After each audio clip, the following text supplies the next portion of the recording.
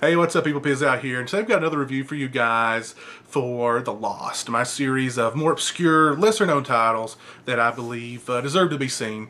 And whether you've seen this movie or heard of this movie, if you're a child of the 80s and early 90s who spent a lot of time in the video store, particularly in the horror section, you definitely took notice of this movie's VHS box cover art. Very memorable VHS box cover art, very cool VHS box cover art. The group of people stuck on a wall with a guy holding a big hook.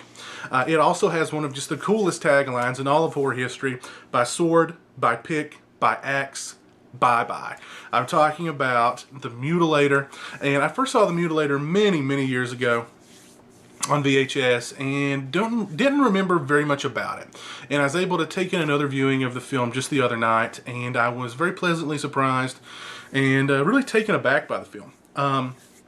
The movie has one of the most unsettling, just odd opening sequences of any horror film that I've ever seen. It involves a little boy named Ed, and it's his father, Big Ed's, birthday. Ed's mother is in the kitchen. She's baking cookies for the celebration, and little Ed decides to clean one of his father's rifles as a birthday gift. He writes out this little note, all cleaned by me, happy birthday, Daddy. Puts it on the gun cabinet. He takes out one of Big Ed's rifles, and as he's cleaning it, the rifle discharges. It goes through the kitchen door and into his mother's back, killing her instantly.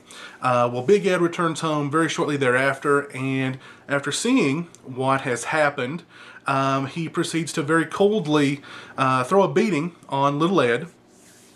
And after little Ed runs away, he drags his dead wife into the living room, places her up against the couch, sits down, pours himself a glass of whiskey, takes a sip, pours a sip into his dead wife's mouth, then takes the note off the gun cabinet that says, all clean by me, love you, Daddy, happy birthday, something to that effect, and puts it around his dead wife's neck.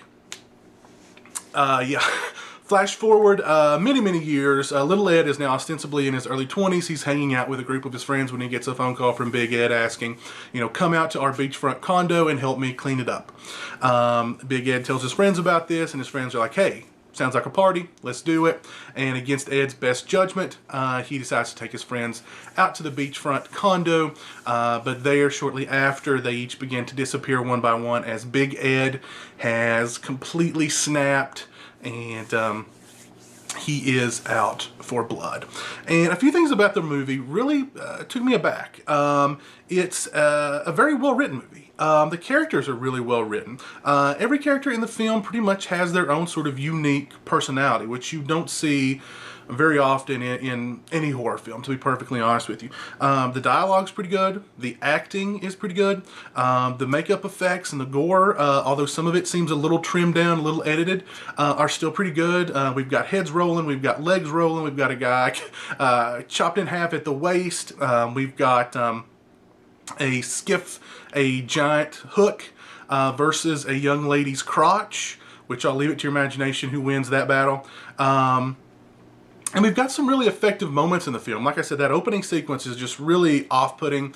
There's also a really effective sequence involving Big Ed is like asleep somewhere in the underbelly of the house, in the basement of the house, while his son Ed and his friends are upstairs partying and laughing it up, and he is dreaming of killing his son in different ways.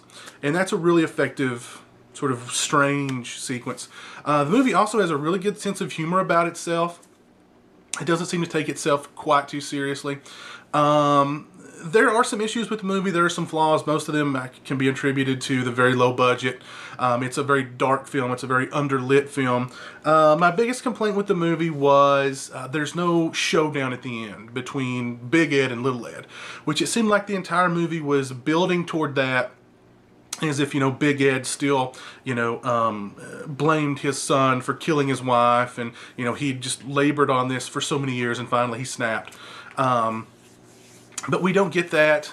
Basically, little Ed spends the last act of the film incapacitated, and Big Ed is dispatched way too easily by the final girl.